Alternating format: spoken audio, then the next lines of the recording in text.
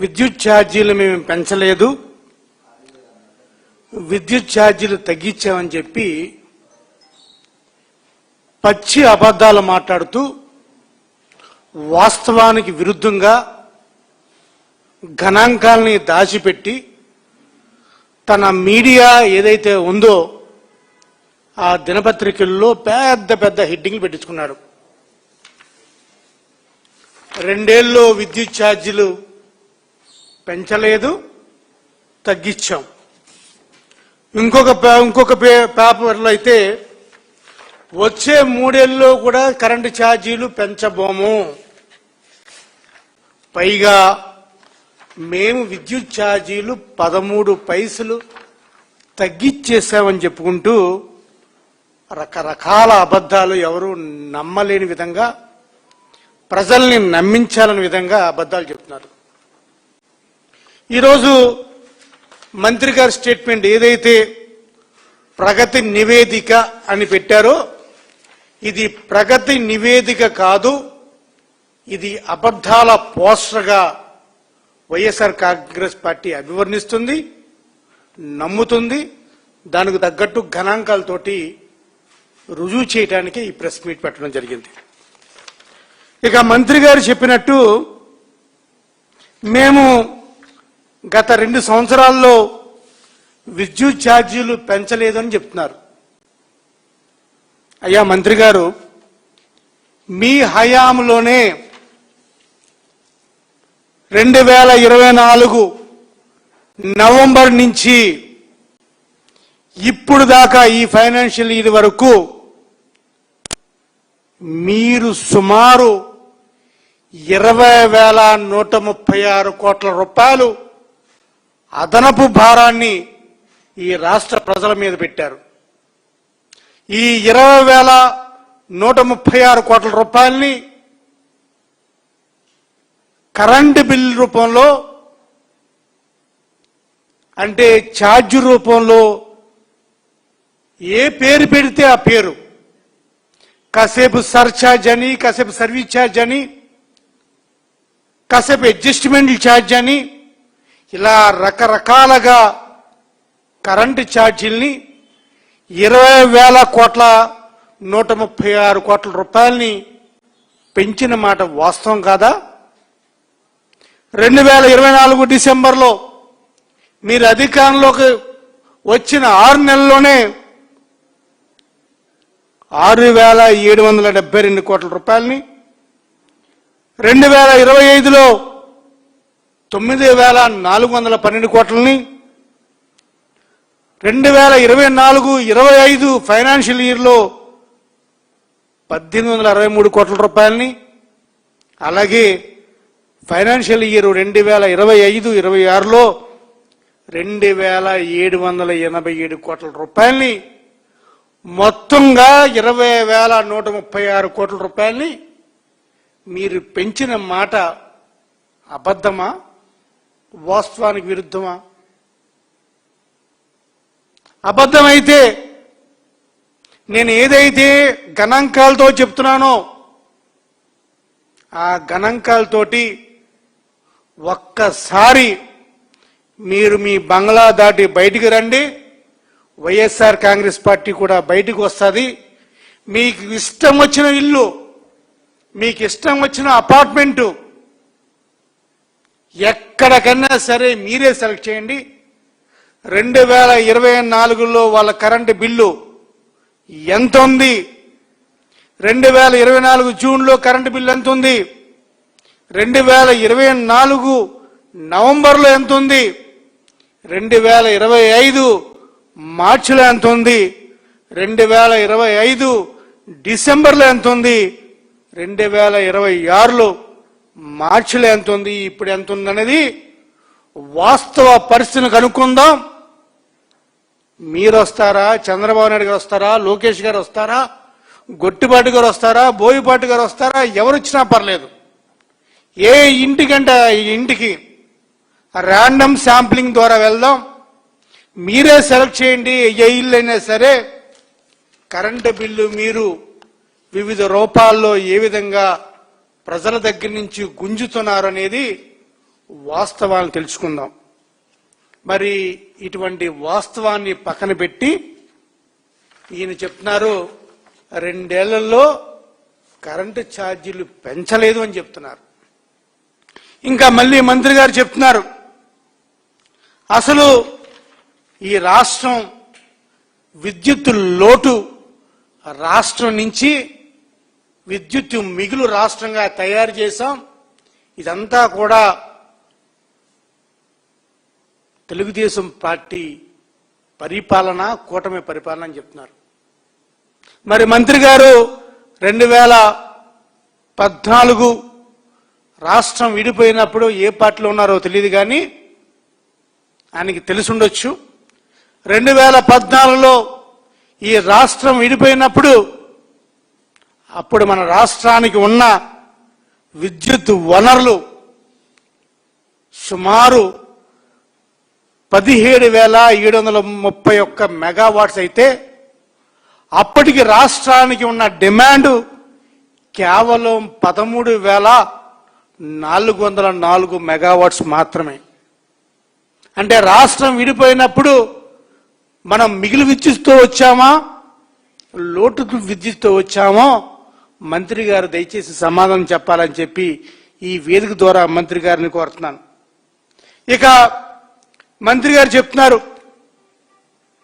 విద్యుత్ రంగం అంట వైఎస్ఆర్ కాంగ్రెస్ పార్టీ హయాంలో నాశనం అయిపోయింది, విద్యుత్ రంగాన్ని వైకాపా ప్రభుత్వం సర్వనాశనం చేసిందని మంత్రి గారు తన ప్రెస్ మీట్లో చెప్తున్నారు. నేను అడుగుతున్నా మరి మంత్రి గారిని, విద్యుత్ రంగము ఎవరి హయాంలో సర్వనాశనం అయ్యింది? ఒకసారి లెక్కలు తీద్దాం. 2014 నుంచి 19 వరకు మీ హయాంలో విద్యుత్ రంగం మీద మీరు ఎన్ని అప్పులు చేశారనేది ఒకసారి డేటా తీయండి, గణాంకాలు తీయండి. మీ పక్కన ఎవరైతే కూర్చున్నారో విజయానంద్ గారు కూడా అప్పుడు కూడా సెక్రటరీగా ఉన్నారు కదా, ఆయన కూడా ఒకసారి డేటా తీయమని చెప్దాం.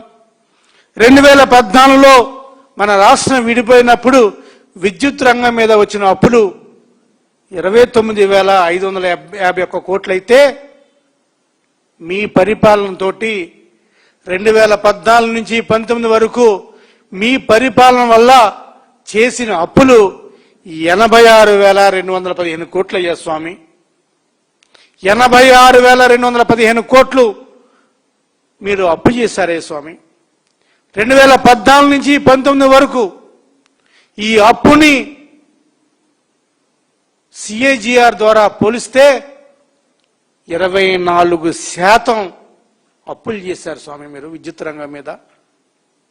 మరి 2019 నుంచి 24 వరకు వైఎస్ఆర్ కాంగ్రెస్ పార్టీ హయాంలో మేం చేసిన అప్పులు కేవలం 7.65% మాత్రమే. మరి సర్వనాశం తెలుగుదేశం పార్టీ హయాంలో చేసిందా, లేకపోతే వైఎస్ఆర్ కాంగ్రెస్ పార్టీ హయాంలో చేసిందా? ప్రభుత్వం వచ్చి 2 సంవత్సరాలలోనే 20,000 కోట్ల రూపాయలు అప్పు చేసిన తెలుగుదేశం ప్రభుత్వం ఉంది. ప్రగతి ప్రభుత్వమా, సర్వనాశనం ప్రభుత్వమా? మరి అదేవిధంగా ఈయన చెప్తున్నారు ప్రెస్ మీట్లో, డిస్కామ్ని నాశనం చేసేశారు అని చెప్తా వచ్చారు. వైఎస్ఆర్ కాంగ్రెస్ పార్టీ డిస్కామ్ని నాశనం చేసిందంట. అది కూడా తీద్దాం. 2014-19లో మీరు డిస్కామ్స్కి ఇచ్చిన సబ్సిడీ ఎంత, ఫైనాన్షియల్ ఇన్సెంటివ్స్ ఎంత? వైఎస్ఆర్ కాంగ్రెస్ పార్టీ హయాంలో మేమిచ్చిన సబ్సిడీ ఎంత, ఫైనాన్షియల్ ఇన్సెంటివ్స్ ఎంత? ఒక్కసారి బేరీ చేసుకుందామా మంత్రి గారు?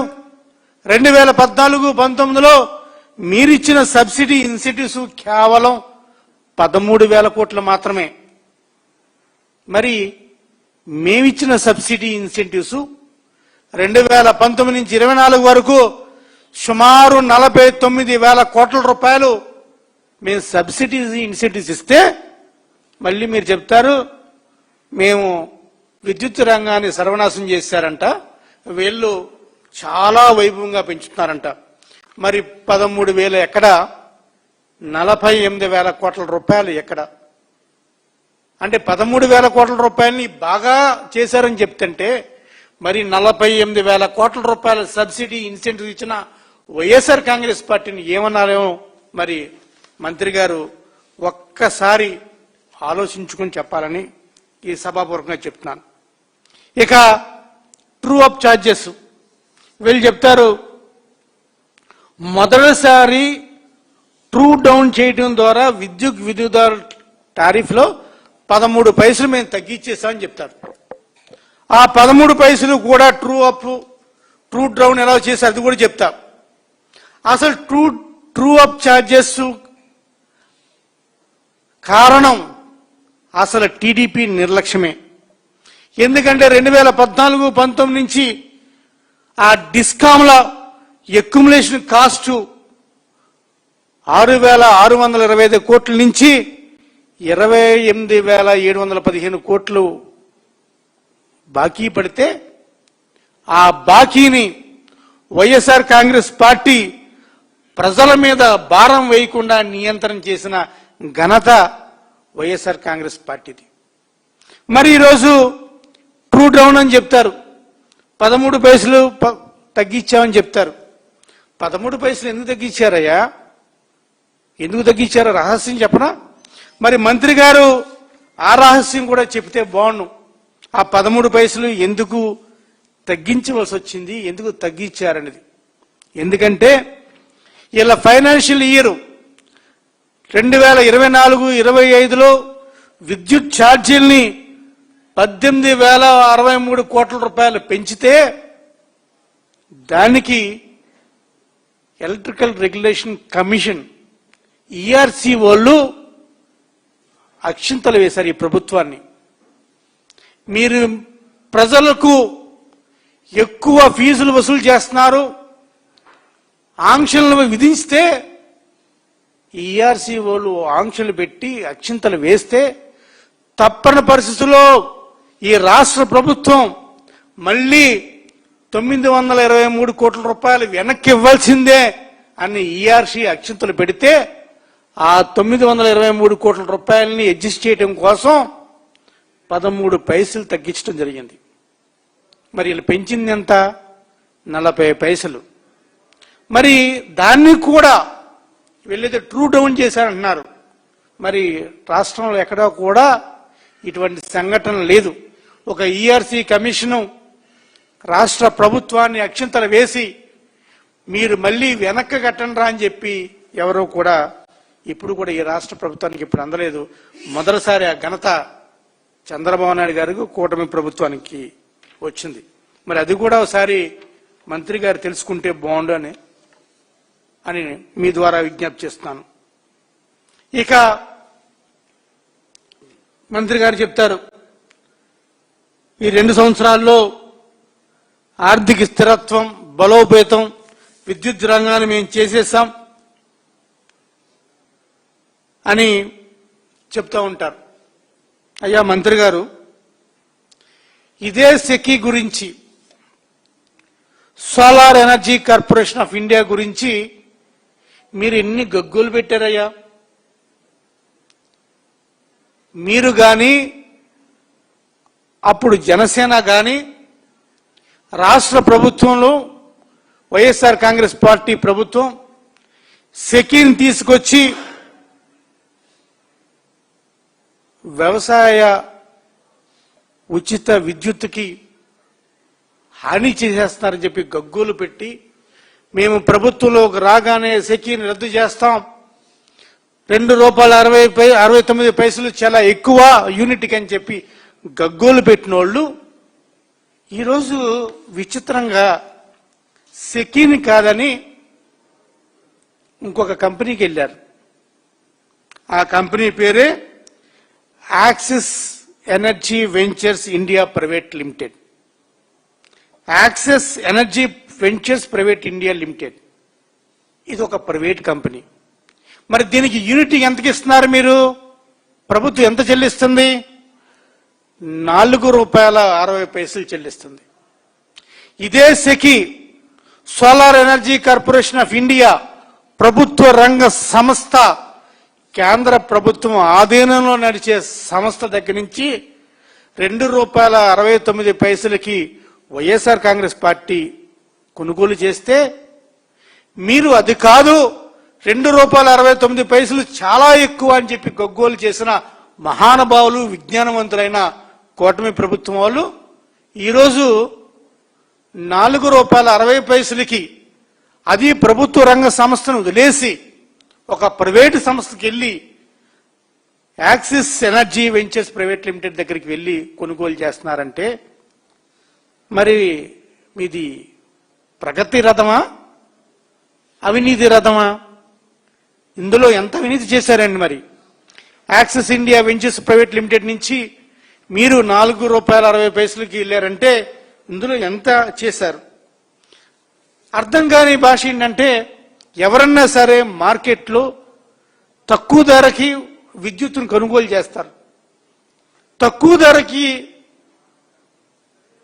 సెకీవోలు ఇస్తుంటే అది కాదని చెప్పి ఎక్కువ ధరకి కొనుగోలు చేసిన విజ్ఞానశీలి ఎవరంటే చంద్రబాబు నాయుడు గారు, విద్యుత్ శాఖ మంత్రి రవికుమార్ అన్న. సెకీలో ఇన్ని లాభాలు ఉన్నప్పటికీ కూడా, ఇంటర్స్టేట్ ట్రాన్స్మిషన్ కాస్ట్ లేకపోయినప్పటికీ కూడా దాన్ని పక్కన పెట్టేసి లేదు మాకు ప్రైవేటే ముద్దు, ఎందుకంటే ప్రైవేట్లోనే దోచుకోవడం ఎక్కువ ఉంది, దాచుకోవడం ఎక్కువ ఉంది, మేము ఈ కరెంటు ద్వారానే, విద్యుత్ ద్వారానే మేము సంపద సృష్టిస్తాం, మా సంపద సృష్టించాలంటే విద్యుత్ ఛార్జీలు పెంచాల్సిందే, మా సంపద ముఖ్యం, మా సంపద సృష్టి ముఖ్యం. మరి ప్రజల్లో ఇళ్లలో దీపాలు పోయినా పర్లేదు, వాళ్ళని చీకట్లో పడేసినా పర్లేదు, మేము మా సంపద మాత్రం సృష్టి అని చెప్తున్నారు.